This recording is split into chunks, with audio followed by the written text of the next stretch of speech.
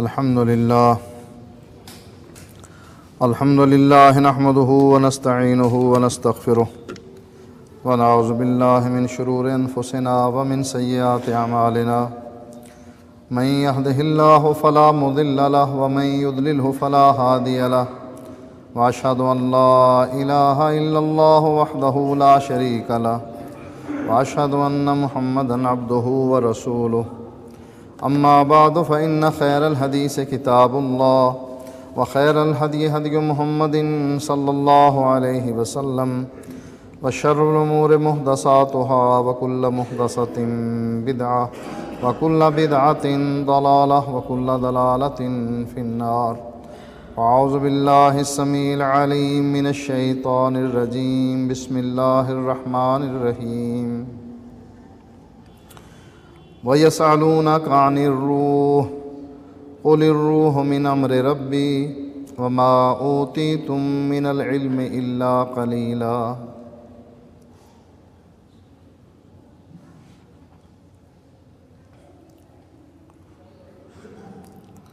ہمارے اس معاشرے میں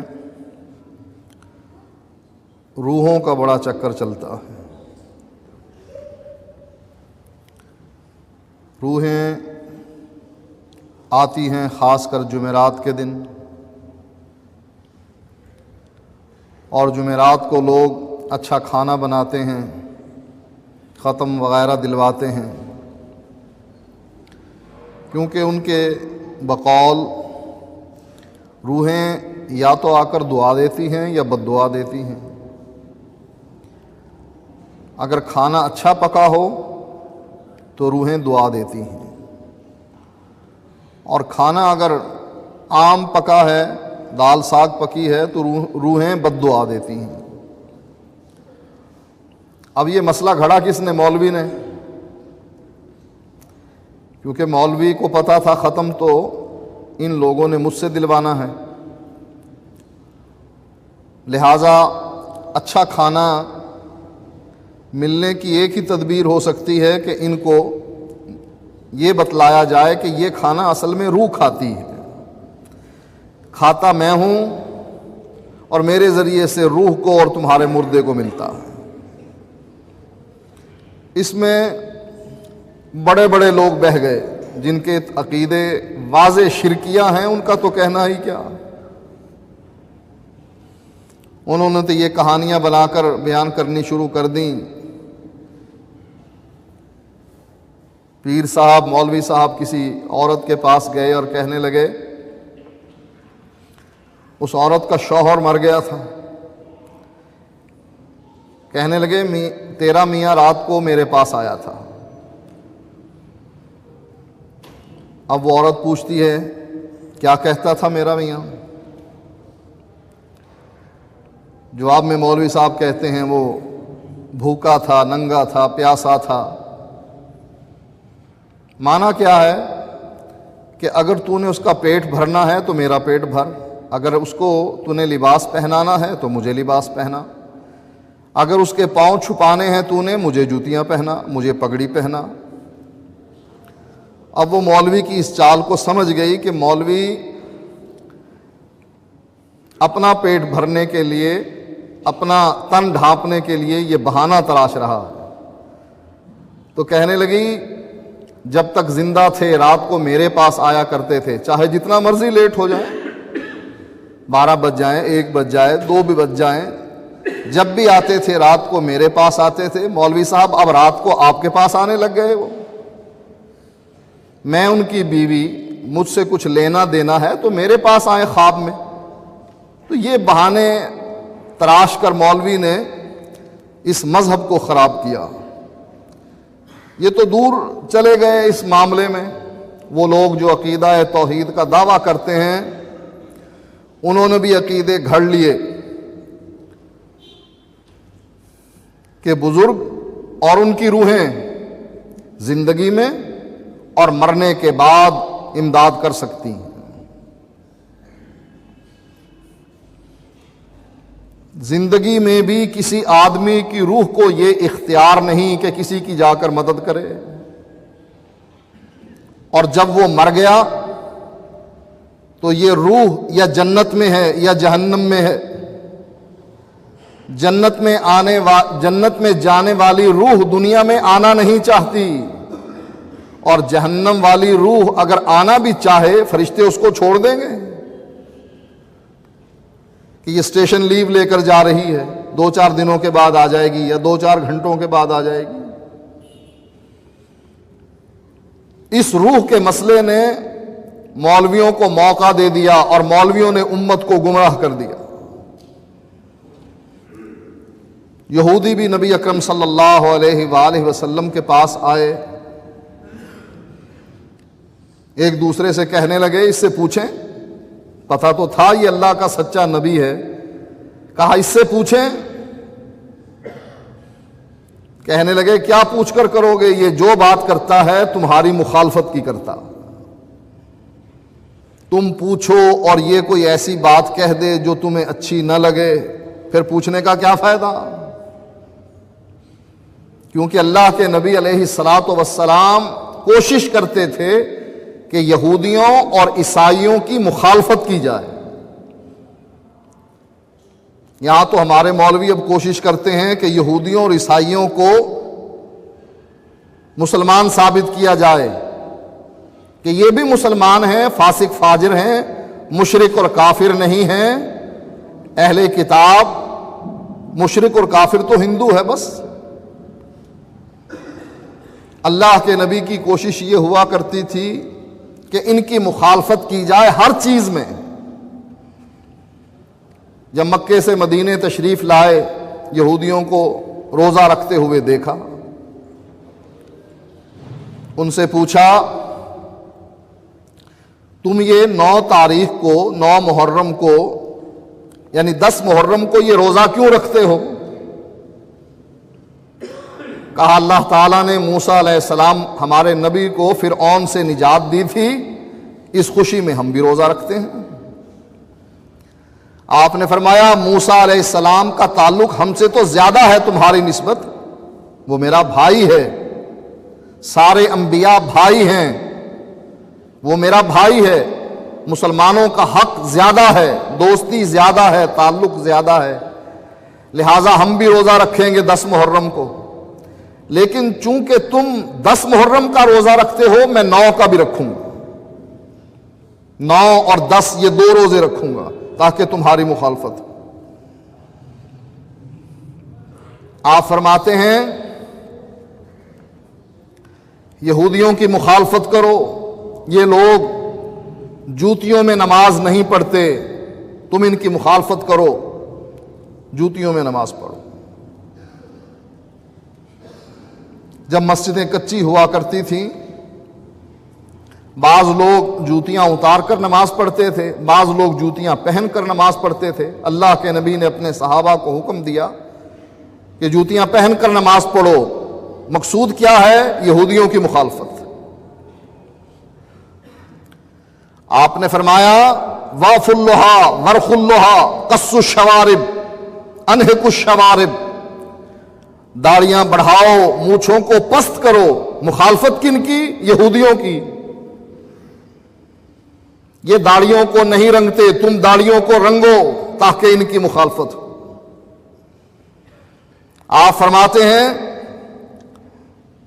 جب یہ راستے میں تمہیں ملیں، ان کو مجبور کر دو کہ دیوار کے ساتھ لگ کر چلیں، ان کو یہ اجازت نہ دو سینہ تان کر راستے کے درمیان چل رہے ہو، نہیں، مسلمان درمیان میں چلے، اور یہ اللہ کے دشمن، ہمارے دشمن، قرآن کے دشمن، انبیاء کے دشمن مجبور ہو جائیں کہ دیواروں کے ساتھ ساتھ لگ کر ذلیل ہو کر چلیں۔ ہم یہودیوں اور عیسائیوں سے دوستی کے ہاتھ بڑھاتے ہیں، پینگے بڑھاتے ہیں، اور اللہ کے نبی ان سے دشمنی کرتے تھے کہ یہ ایسی قوم ہے غیر المغضوب علیہم ولا الضالین، ان پر اللہ کا غضب ہے، یہ گمراہ ہیں، یہ یہودی اور عیسائی، لہٰذا یہ ہمارے بھائی نہیں۔ کہنے لگے پوچھ لو، کرے گا تو یہ تمہاری مخالفت ہی ہر بات میں۔ ایک آگے بڑھ کر کہنے لگا اللہ کے نبی روح کیا ہے؟ یہ اللہ کے نبی سے سوال کیا کرتے تھے، آپ کو جن سوالوں کا جواب آتا تھا دے دیا کرتے تھے، نہ آتا تھا وہی کا انتظار کرتے تھے، وہی اترتی تو آپ جواب دیتے۔ اور بعض دفعہ آپ اتنے بے بس ہو جاتے، وعدہ کر بیٹھے سوال کرنے والوں سے کہ اس کا جواب کل دوں گا، وہ کل آئی گزر گئی، لوگ پھر آ گئے، پھر کہا کل دوں گا، وہ کل بھی آ گئی گزر گئی، لوگ پھر آ گئے۔ یہ کل کل کرتے ہوئے اللہ کے نبی نے 40 دن گزار لیے۔ اللہ نے پھر وہی بھیجی اور اپنے نبی کو طریقہ کار سمجھایا کہ تو ان سے وعدہ کر لیتا ہے، وَلَا تَقُولَنَّ لِشَيْءٍ إِنِّي فَاعِلٌ ذَلِكَ غَدًا، کبھی یہ نہ کہنا کہ کل کروں گا یہ کام، إِلَّا أَن يَشَاءَ اللَّهُ، لیکن یہ کہنا اللہ نے چاہا تو کروں گا، اور اگر اللہ نے نہ چاہا میں کچھ نہیں کر سکتا۔ کتنی بے بسی ہے نبی کی اللہ کے مقابلے میں۔ لوگ تو یہ عقیدہ رکھتے ہیں نا کہ نبی مختار کل ہے، جو چاہے کرے۔ یہاں اللہ کے نبی انتظار کر رہے ہیں جبریل کا، کام بھی اللہ کا کر رہے ہیں، ڈیوٹی بھی اللہ کی سر انجام دے رہے ہیں، یہ دین آگے پہنچا رہے ہیں۔ اس دین کے بارے میں مسئلہ پوچھا، کہا کل بتلاؤں گا۔ امید تھی کہ اللہ وہی بھیج دے گا۔ اللہ کے نظام میں سارے بے بس ہیں، حتیٰ کہ جبریل بھی۔ نبی اکرم صلی اللہ علیہ وآلہ وسلم جبریل سے ایک دن پوچھتے ہیں، جبریل تو نے کل آنے کا وعدہ کیا تھا، آیا نہیں؟ کہا اللہ کے نبی میں تو آیا تھا، آپ کے گھر میں کتا تھا، میں واپس چلا گیا۔ فرشتے اس گھر میں داخل نہیں ہوتے جس گھر میں کتا یا تصویر ہو۔ سوچ لیں کتے رکھنے والے اور تصویریں اپنے پیروں کی یا اپنے بزرگوں کی، آباء و اجداد کی لٹکانے والے، اپنے بیٹوں کی، بیٹا پیدا ہوا سالگرہ بنائی، 7 تصویر کھینچ کر فریم میں لگا دی۔ عرض کرنے لگے اللہ کے نبی میں آیا تھا، آپ کے گھر میں کتا تھا، میں چلا گیا واپس، میں اس گھر میں داخل نہیں ہوتا جس میں کتا ہو۔ آپ نے دیکھا تو معلوم ہوا کہ گھر میں واقعی حسن کتا ایک لے کر آئے تھے، کتے کا بچہ، آپ نے نکلوا دیا۔ آپ ایک دن فرمانے لگے جبریل جلدی جلدی آ جایا کرو، تمہارے آنے سے مجھے راحت پہنچتی ہے، خوشی ہوتی ہے، ملاقات ہو جائے، جلدی جلدی آیا کرو۔ اللہ نے جبریل کی بے بسی بیان کر دی قرآن میں اور کہا وَمَا نَتَنَزَّلُ إِلَّا بِأَمْرِ رَبِّكَ، اے اللہ کے نبی جب تک تمہارے رب کی طرف سے اجازت نہیں ملتی، جبریل کی طاقت نہیں کہ آسمان سے نیچے اتر آئے۔ ہم تو پابند ہیں اللہ کے حکموں کے، اللہ اجازت دے گا تو جبریل دنیا میں آ سکے گا، اگر جبریل کو اللہ نے اجازت نہیں دی تو جبریل بھی نہیں آ سکتا۔ یہودیوں نے سوال کیا، اللہ نے اس سوال کو بھی قرآن میں دہرا دیا، ساتھ ساتھ اس کا جواب بھی بیان کر دیا۔ وَيَسْأَلُونَكَ عَنِ الرُّوحِ، یہ آپ سے روح کے بارے میں پوچھتے ہیں کہ روح کیا ہے۔ اب سائنس نے کتنی ترقی کر لی، زمین کی تہوں میں بھی پہنچ گئے، آسمان کی بلندیوں میں پہنچ گئے، دعوے کر دیے کہ ہم آسمان پر پہنچ گئے، ہم چاند پر پہنچ گئے ہیں، ہم سورج کے قریب ہیں، ہم نے فلاں ستارے کو فتح کر لیا ہے، اس پر ڈورے ڈال لیے ہیں، ڈیرے ڈال لیے ہیں۔ یہ چھوٹا سا ایک اسلام کا مسئلہ سوال جو یہودیوں نے اللہ کے نبی سے کیا، یہی اس ترقی والے دور میں ان لوگوں سے ہے، بتاؤ روح کیا ہے؟ مرنے سے پہلے اس کا وزن کر لو اور جو مر گیا اس کے بعد اس کا وزن کرو، کیا چیز نکل گئی؟ وزن تو کم نہیں ہوا۔ ساری دنیا اللہ کے مقابلے میں بے بس ہے، اللہ نے اپنے نبیوں کو نہیں بتلایا کہ روح کیا ہے،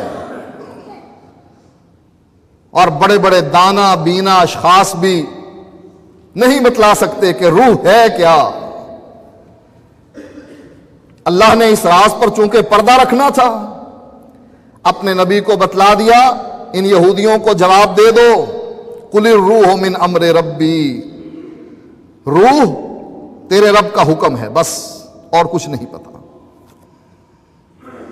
امر ربی ہے، جیسے کوئی مر جائے نا تو لوگ کہتے ہیں امر ربی آ گیا۔ اے اللہ کے نبی ان یہودیوں کو بتا دو، قل الروح من امر ربی، روح تیرے رب کا حکم ہے بس، اور تمہیں اس کی ماہیت کا کوئی پتہ نہیں، اس کی حقیقت سے تم ناواقف ہو، نہ تمہاری اتنی عقل اتنی اونچی ہے کہ تمہیں بتلایا جائے اور سمجھ آ جائے یہ مسئلہ۔ وما اوتیتم من العلم الا قلیلا، تمہیں تو اس کے بارے میں علم، معمولی سا علم دیا گیا ہے بس، لہذا اس کے بارے میں سوال نہ کرو، یہ امر ربی ہے، اس کا یہی جواب ہے۔ اب یہ روح ہے کیا، اور اللہ اس کو کیسے قبض کرتا ہے اور کب اس کو چھوڑتا ہے، قرآن مجید میں اللہ تعالیٰ نے اس کا تذکرہ فرمایا۔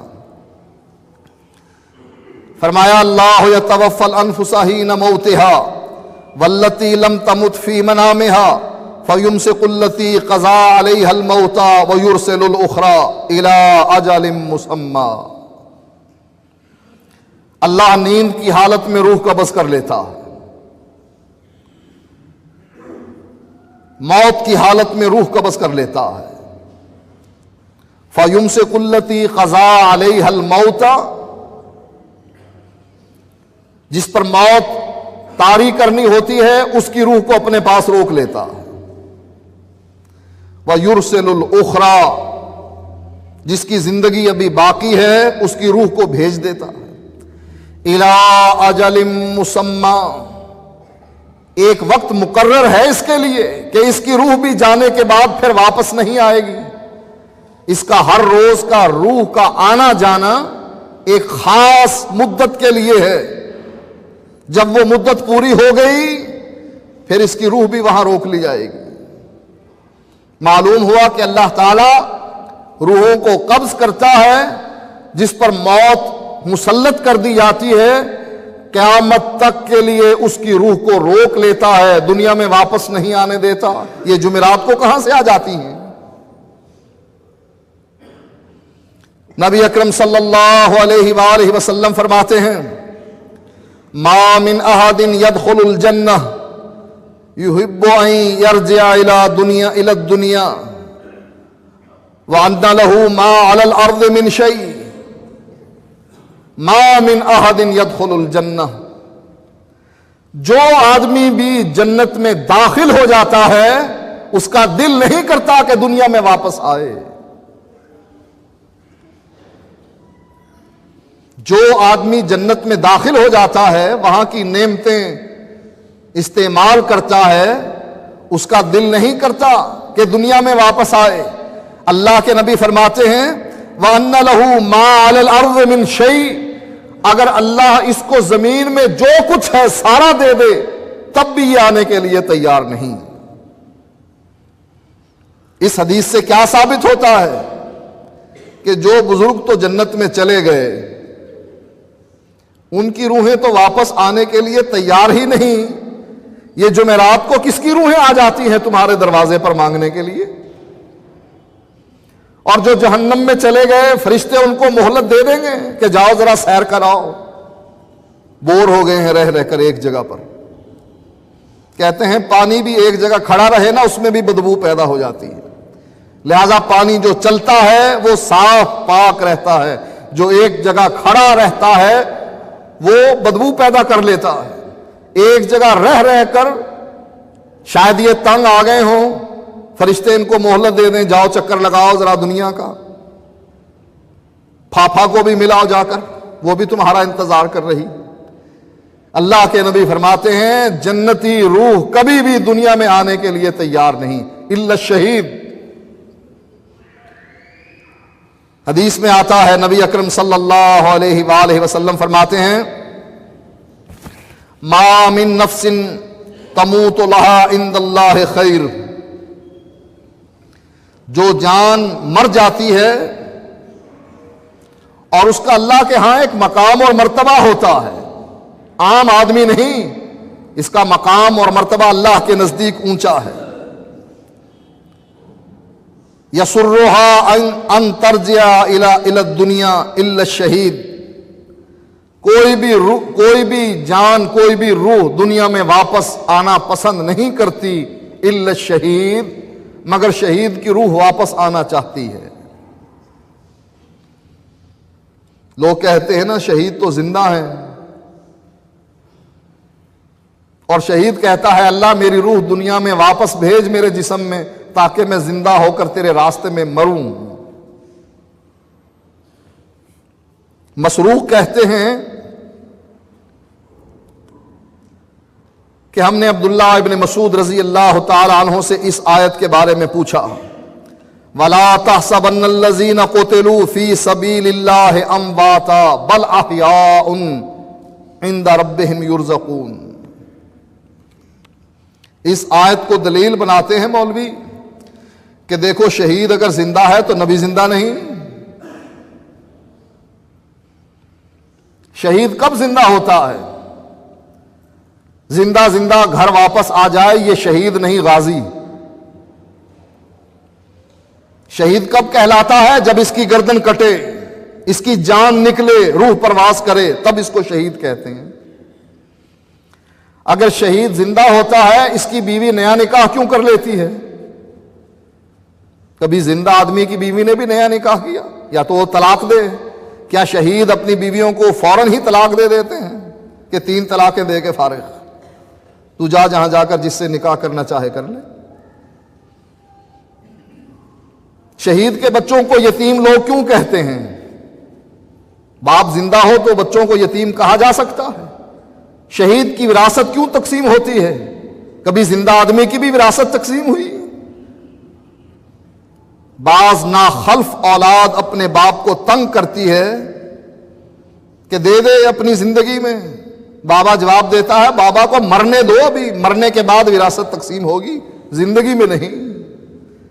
اگر شہید زندہ ہے اس کی وراثت تقسیم کیوں کرتے ہو؟ اس کا معنی یہ ہے کہ یہ شہید جو زندہ ہے ایسا زندہ نہیں جیسے تم ان کو زندہ سمجھتے ہو۔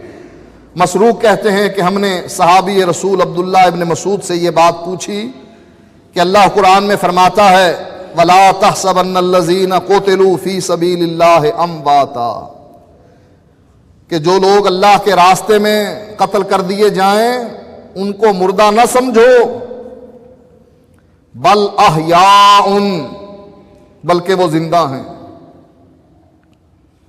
کہاں زندہ ہیں؟ اس قبر میں۔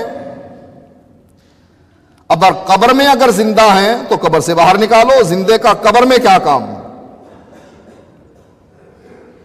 لوگ کہتے ہیں نا اللہ کے نبی زندہ ہیں، سنتے بھی ہیں جواب بھی دیتے ہیں، سلام کرو سنتے ہیں، جواب میں کہتے ہیں وعلیک السلام یا ولدی، میرے بیٹے تم پر بھی سلام ہو۔ اگر نبی یا شہید اس قبر میں زندہ ہیں باہر نکالو نا۔ زندہ کا کام کبھی اندر ہے قبر کے اندر؟ وہ کوٹھڑی سی چھوٹی سی، نہ بیٹھ سکے نہ اٹھ سکے۔ ٹوائلٹ کہاں ہے؟ کچن کہاں ہے؟ اتنی سی کوٹھڑی میں تم نبی کو بند کرائے، شہید کو بند کرائے، تمہارے لیے جائز ہے؟ اور اگر یہ کہو کہ زندہ ہیں لیکن اللہ کے ہاں زندہ ہیں تو تمہارے تو سارے مسئلے ختم۔ مانگتے کیا ہو پھر جا کر قبر سے؟ قبر والے سے کیوں سوال کرتے ہو جب اللہ کے ہاں زندہ ہیں یہاں نہیں؟ اللہ فرماتا ہے عند اللہ یرزقون، عند ربہم یرزقون، زندہ ہیں کہاں؟ اللہ کے ہاں، عند ربہم، اپنے رب کے ہاں زندہ ہیں، یرزقون، ان کو رزق دیا جاتا۔ عبداللہ ابن مسعود فرماتے ہیں انا قد سألنا عن ذلک، ہم نے اللہ کے نبی سے بھی یہی سوال کیا تھا جو تو مجھ سے پوچھ رہا ہے، یہی بات ہم نے اللہ کے نبی سے پوچھی۔ فقال، اللہ کے نبی فرماتے ہیں ارواحہم فی جوف طیر، اللہ نے ان شہیدوں کی روحوں کو سبز قسم کے پرندوں کے پیٹوں میں ڈال دیا ہے، ان کے جسموں میں داخل کر دیا ہے۔ فی جوف طیر خضر لہا قنادیل، ان کی رہائش کے لیے اللہ نے قندیلیں لگا رکھی ہیں، معلقۃ بالعرش، جو عرش کے رب کے ساتھ لٹکی ہوئی ہیں۔ رہائش کا کیسا انتظام کیا؟ اللہ نے اپنے عرش کے نیچے ان کے لیے قندیلیں لگا دی ہیں کہ یہاں آ کر بسیرا کرنا۔ تسرح من الجنت حیث شاءت، یہ روح جنت میں جہاں چاہتی ہے سیر کے لیے نکل جاتی ہے۔ ثم تاوی الی تلک القنادیل، پھر رات کو بسیرا کرنے کے لیے، آرام کرنے کے لیے یہاں پہنچ جاتی ہے۔ فَاطَّلَعَ إِلَيْهِمْ رَبُّهُمْ اطلاعًا، ایک مرتبہ اللہ تعالیٰ نے ان پر جھانکا، فَقَالَ هَلْ تَشْتَهُونَ شَيْئًا، ان سے پوچھا کسی چیز کی ضرورت ہے؟ جیسے میزبان اپنے مہمان سے پوچھتا ہے اور کچھ چاہیے؟ اب اس کے پاس دینے کے لیے ہے کیا؟ ایک بادشاہ کسی عالم کے پاس چلا گیا، کہنے لگا کسی چیز کی ضرورت ہے، میں وہ کہنے لگا یہ مکھی مجھے بہت تنگ کرتی ہے، کبھی ناک پر بیٹھتی ہے، وہاں سے اڑاتا ہوں، منہ پر بیٹھتی ہے، ہاتھ پر بیٹھتی ہے، اس کو ذرا منع کر دے، یہ مجھے تنگ نہ کرے۔ کہنے لگا اس کا تو مجھے اختیار نہیں۔ کہا بس مکھی پر بھی تیرا اختیار نہیں، تو دے گا کیا مجھے؟ دیکھو سوچنے کی بات ہے، کتنی پتے کی بات کی۔ اللہ پر توکل کرنے والا تھا، لالچی حریص نہیں تھا، دل اس کا غنی تھا۔ آپ نے فرمایا دل کی طرف اشارہ کر کے، جس کا دل غنی ہے وہ غنی ہے، جس کے دل میں کنجوسی ہے، حرص ہے، مال کی محبت ہے، وہ غنی نہیں۔ کہنے لگا یہ مکھی تنگ کرتی ہے مجھے بار بار، اس کو منع کر دے، میں یہی چاہتا ہوں بس۔ تجربہ آپ کسی پیر سے کروا کر دیکھ لینا نا، یہ پیر جو دعوے کرتے ہیں کہ ہم یہ کر دیتے ہیں وہ کر دیتے ہیں، اس کو کہنا یہ مکھی کو منع کر دے ذرا، یہ تنگ کرتی ہے مجھے، وہ بھی بے بسی کا اظہار کر دے گا کہ میں اس کا اختیار نہیں رکھتا کہ اس کو میں منع کر دوں۔ اب میزبان پوچھتا ہے مہمان سے کسی چیز کی ضرورت ہے؟ ارے تیرے پاس دینے کے لیے ہے کیا؟ وہی جو ہنڈیا میں پکا ہے، اگر یہ ختم ہو گیا پھر انتظار کرنا پڑے گا۔ لیکن اللہ کے خزانوں کی کیا بات ہے، کوئی کمی آئے گی؟ اللہ پوچھتا ہے ہل تشتہون شیئا، کوئی چیز چاہیے؟ قالوا ای شیء نشتہی، اے اللہ کس چیز کی خواہش کریں، کیا چیز مانگیں؟ وَنَحْنُ نَسْرَحُ مِنَ الْجَنَّةِ حَيْثُ شِئْنَا، ہم تو جنت میں گھومتے پھرتے ہیں، کہیں دودھ کی نہر ہے دودھ پی لیا، کہیں شہد کی نہر ہے شہد کھا لیا۔ جو نعمتیں تو نے جنت میں رکھی ہوئی ہیں، ان نعمتوں کی موجودگی میں ہم کس چیز کی تمنا کریں، تجھ سے کیا مانگیں؟ اللہ کے نبی فرماتے ہیں اللہ تعالی نے فَفَعَلَ ذَلِكَ بِهِمْ 3 مرات، 3 مرتبہ جنتیوں سے یہی سوال کیا، شہداء سے یہی سوال کیا، هَلْ تَشْتَهُونَ شَيْئًا، کسی چیز کی ضرورت ہے؟ 3 مرتبہ انہوں نے یہی جواب دیا۔ آخر جب یہ دیکھا کہ اللہ پوچھے بغیر چھوڑے گا نہیں، لازمی ہمیں کوئی نہ کوئی خواہش بتلانی پڑے گی، شہداء کہنے لگے یا رب نريد ان ترد ارواحنا فی اجسادنا حتی نقتل فی سبیلک، کہنے لگے یا اللہ اگر خواہش ہی پوچھنا چاہتا ہے، ہماری یہ خواہش ہے کہ ہماری روحوں کو ہمارے جسموں میں لوٹا دے تاکہ ہم تیرے راستے میں پھر قتل ہو جائیں۔ جو مزہ تیرے راستے میں قتل ہونے میں آتا ہے تیری جنت میں ہمیں نہیں ملتا۔ اللہ نے جب اس خواہش کو سنا، اللہ نے چھوڑ دیا پوچھنا۔ کیوں؟ اللہ کا قانون بدلتا نہیں۔ قانون کیا ہے؟ جو ایک دفعہ میرے پاس آ گیا فَيُمْسِكُ الَّتِي قَضَىٰ عَلَيْهَا الْمَوْتَ، میں نے اس کی روح کو روک لیا، بس اب جانا نہیں۔ اب شہید پوچھ رہا ہے اور اللہ جواب میں کہہ رہا ہے کہ نہیں، اب جانے کا سوال ہی پیدا نہیں ہوتا۔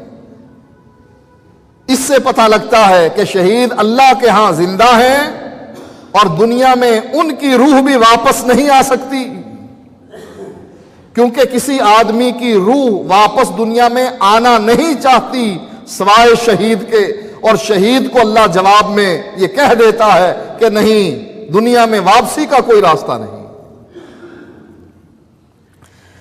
اللہ تعالیٰ نے قرآن مجید میں ایک شہید کا تذکرہ بیان کیا، فرمایا وَجَاءَ مِنْ أَقْصَى الْمَدِينَةِ رَجُلٌ يَسْعَىٰ قَالَ يَا قَوْمِ اتَّبِعُوا الْمُرْسَلِينَ۔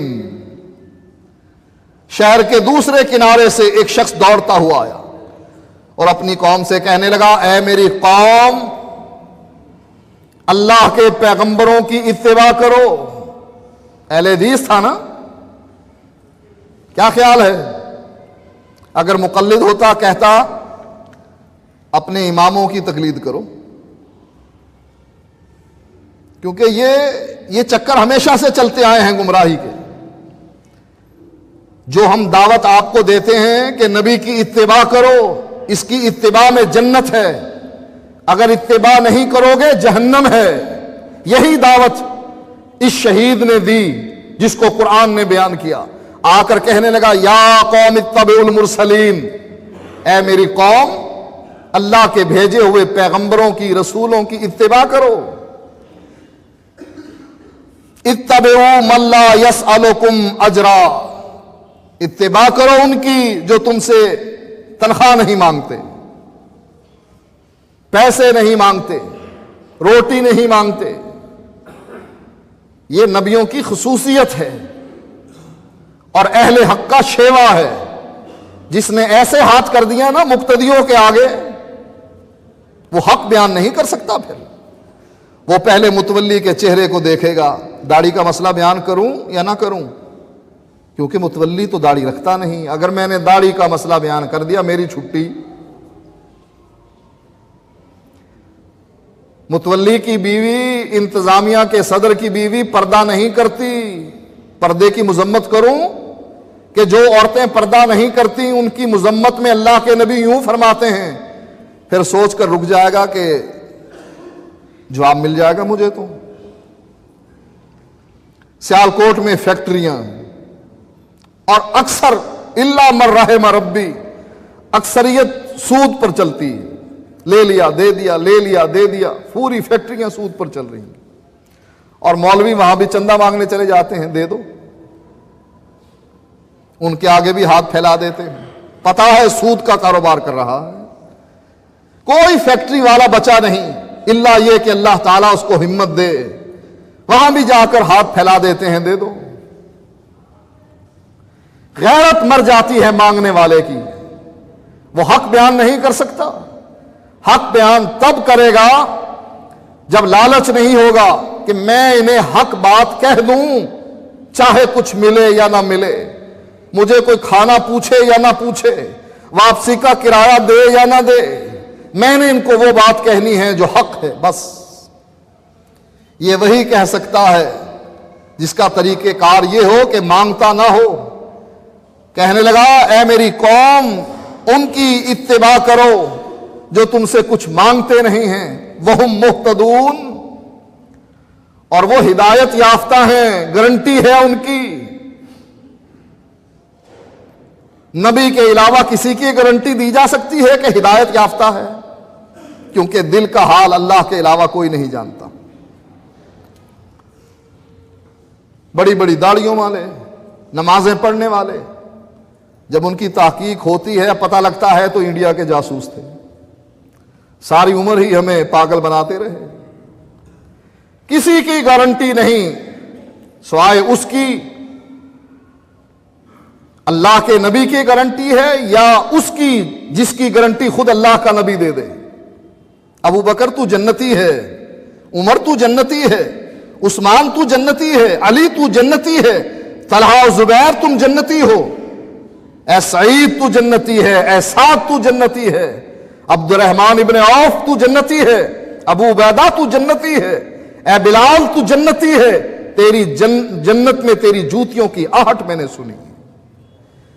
کوئی گارنٹی نہیں کس کی، کسی کی کوئی گارنٹی نہیں سوائے نبیوں کے، یا نبی جس کی گارنٹی دے دیں رضی اللہ عنہم ورضوا عنہ، اللہ ان سے راضی یہ اللہ سے راضی، گارنٹی مل گئی۔ وہ کہ آنے والا کہتا ہے ان کی پیروی کرو جن کی گارنٹی ہے کہ یہ اللہ کے کہنے پر بولتے ہیں، وما ينطق عن الهوى ان هو الا وحی یوحی۔ 4 امام بنائے نا امت نے، کسی سے پوچھ لو تمہارے اماموں کی گارنٹی دی اللہ نے؟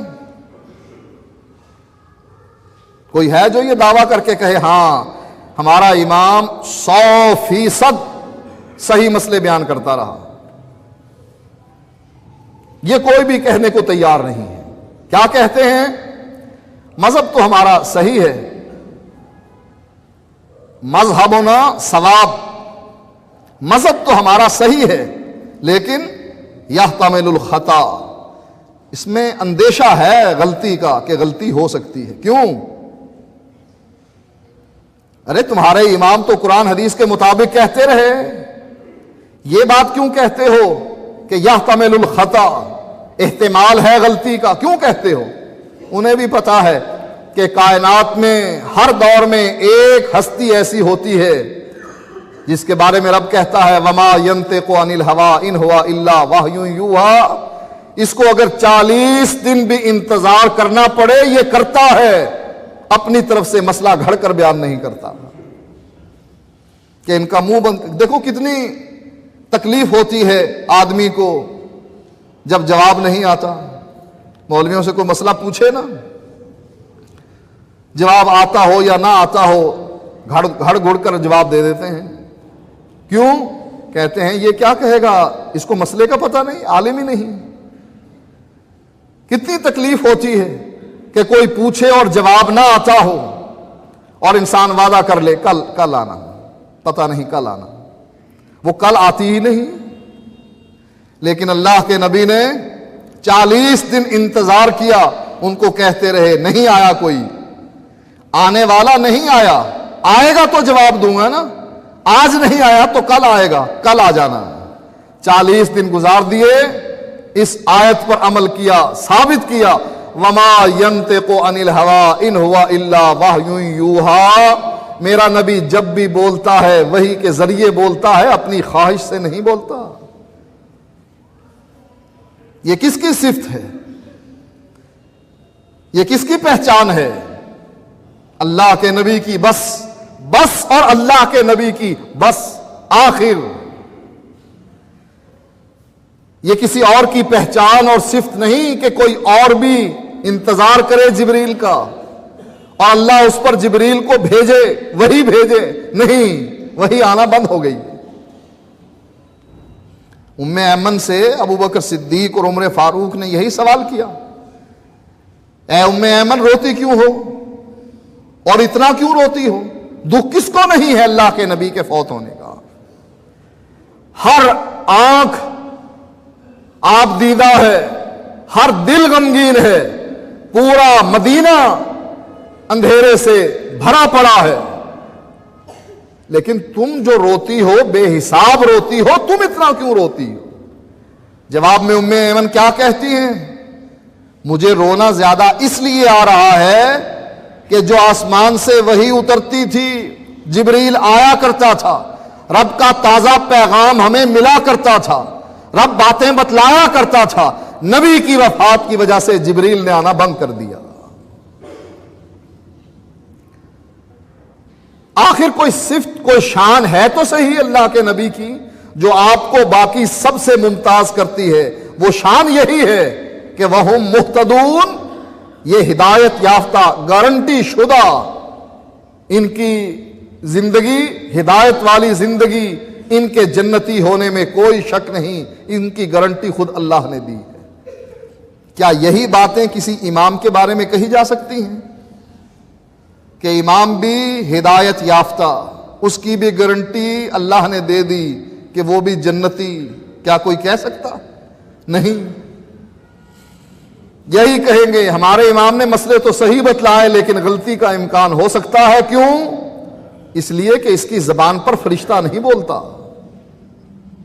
اس کی زبان پر فرشتہ بولتا ہے جس کا نام محمد ہے صلی اللہ علیہ وسلم، جو عبداللہ کا لخت جگر ہے، آمنہ کا لال ہے، عبد المطلب کا پوتا ہے، ابو طالب کا بھتیجا ہے، حسن اور حسین کا نانا ہے، فاطمہ کا ابا ہے، عثمان اور علی کا سسر ہے.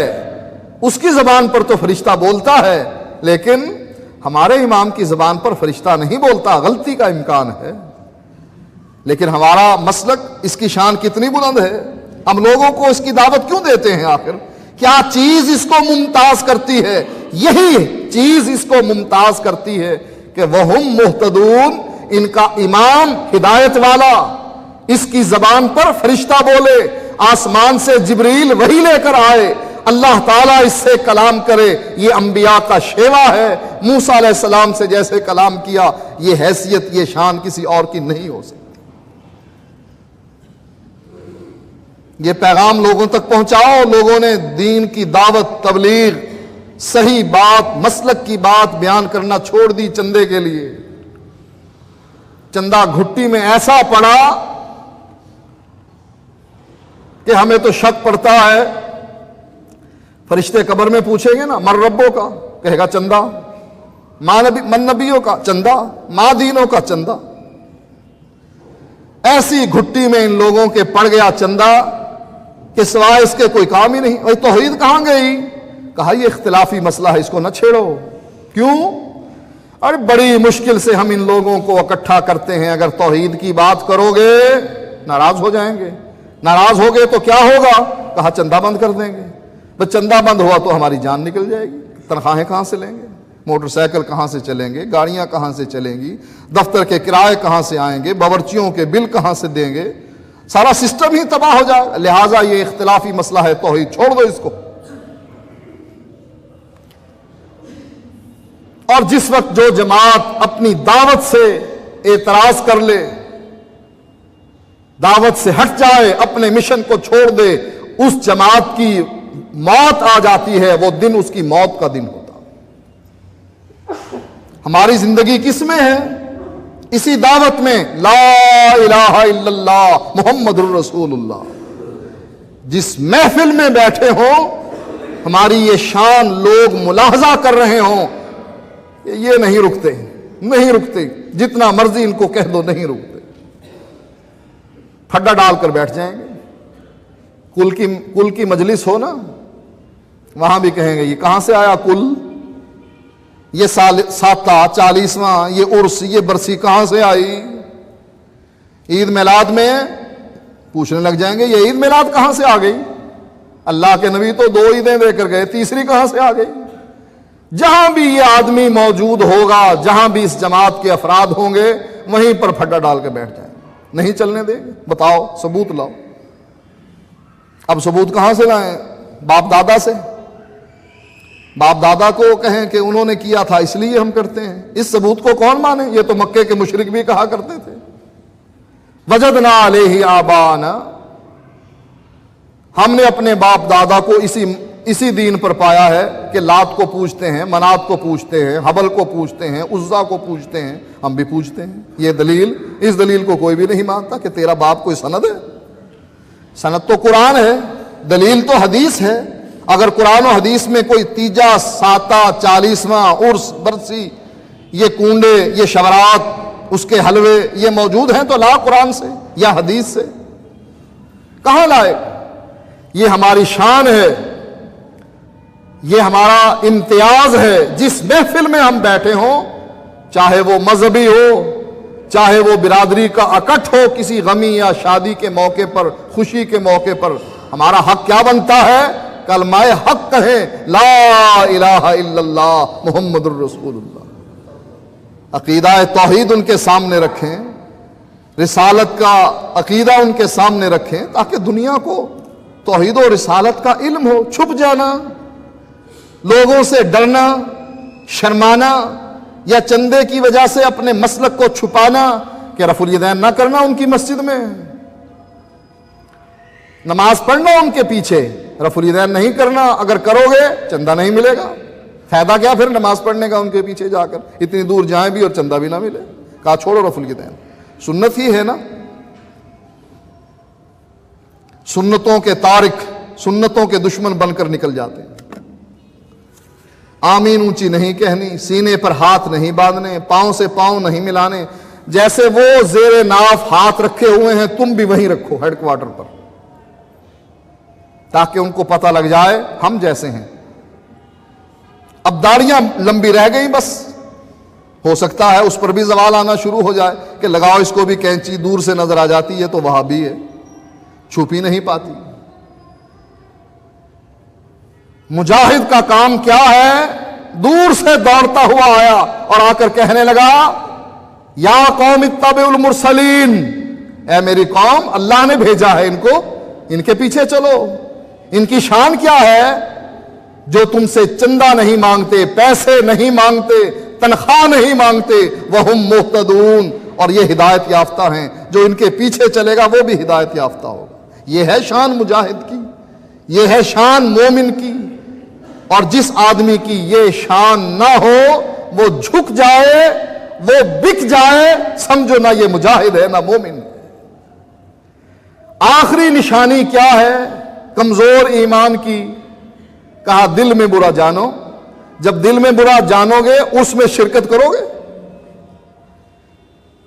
حدیث میں اللہ کے نبی نے کیا فرمایا؟ ہاتھ سے روک، فَإِن لَّمْ يَسْتَطِعْ، طاقت نہیں زبان سے روک. فَإِن لَّمْ يَسْتَطِعْ، اگر زبان سے بھی روکنے کی طاقت نہیں، کیا کر؟ دل میں برا جان. آخری ذَلِكَ أَضْعَفُ الْإِيمَانِ، یہ ایمان کا آخری درجہ ہے، بس اس کے بعد چھٹی، سیدھا جہنم میں گیا. اگر برائی کو بھی دل سے برا نہیں جانتا. اور ہم نے وہ درجہ بھی چھوڑ دیا پیچھے. عرس میں شرکت کر کے کیا ثابت کیا؟ ان کی شرکیاں تقریریں سن کے اپنے گھر کو واپس آ گئے. ان کے شرکیاں نعرے سن کر گھر میں واپس آ گئے. اس مجاہد والا کردار جو سورۃ یاسین میں اللہ نے بیان کیا ہے، اٹھ کر یہ کہہ دینا، یا قوم اتبعوا المرسلین، اگر تم نے بچنا ہے کتاب و سنت پر چلو، رسولوں کی اتباع کرو، کتاب و سنت تمہیں جنت میں لے جانے والے ہیں. اگر یہ طاقت نہیں، جاتے کیوں ہو وہاں پر؟ سوچیں، جب زبان میں طاقت نہیں ہے، دل سے برا جاننا ہے، تو شرکت کیوں کرتے ہو؟ آپ بھی کس برادری کے کسی ایسے فنکشن میں شرکت نہ کریں جو سنت سے ہٹا ہوا ہو. ایسی شادی میں شرکت نہ کریں جس میں ڈھول ڈبکے ہوں، جس میں بے پردگی ہو، جس میں گانے چل رہے ہوں. بالکل شرکت نہ کریں. دل سے برا جانے، اپنے گھر میں بیٹھ رہے ہیں. کیا ہوگا؟ حقہ پانی بند کر دیں گے آپ کا، آپ کی روٹی چھین لیں گے آپ سے، آپ بھوکے مرنے لگ جائیں گے. ایسی برادری پر لعنت بھیجے جو اللہ اور اس کے رسول کے دشمن بن جائیں. یہ عقیدے کی باتیں ہیں. دل میں غیرت اگر ہے آپ کو اچھی لگے گی، اور اگر غیرت مر گئی ایمانی آپ کو بری لگیں گی. دیکھو جی، ہمارے خلاف ہی تقریریں ہوتی ہیں. یہ بات قرآن کی ہے، اپنی طرف سے کہہ رہا ہوں. قرآن کی دعوت، اس مجاہد کا تذکرہ اللہ نے قرآن میں کیا ہے. اس کا ذکر کرنا بھی اگر جرم ہو گیا، اس کا بیان کرنا بھی اگر جرم ہو گیا، توحید کا اظہار کرنا بھی جرم ہو گیا، تو اس دنیا میں جینے کا فائدہ پھر کیا ہے؟ اس سے تو موت بہتر ہے. قرآن کی آیات کا انکار کرنا، اس کا مذاق اڑانا، اس پر پابندیاں لگانا، اس کو سن کر غصے سے لال پیدا ہونا، یہ کسی مسلمان کی شان نہیں ہے۔ لہٰذا اپنے عقیدے کی اصلاح کریں، دل میں غیرت پیدا کریں، اور غیرت وہ ہو جو قرآنی غیرت ہے، کردار وہ ہو جو قرآنی کردار اللہ اس مجاہد کا پیش کرتا ہے، تب تو اللہ کی طرف سے مغفرت کا وعدہ ہے، وگرنہ نہیں۔ وآخر دعوانا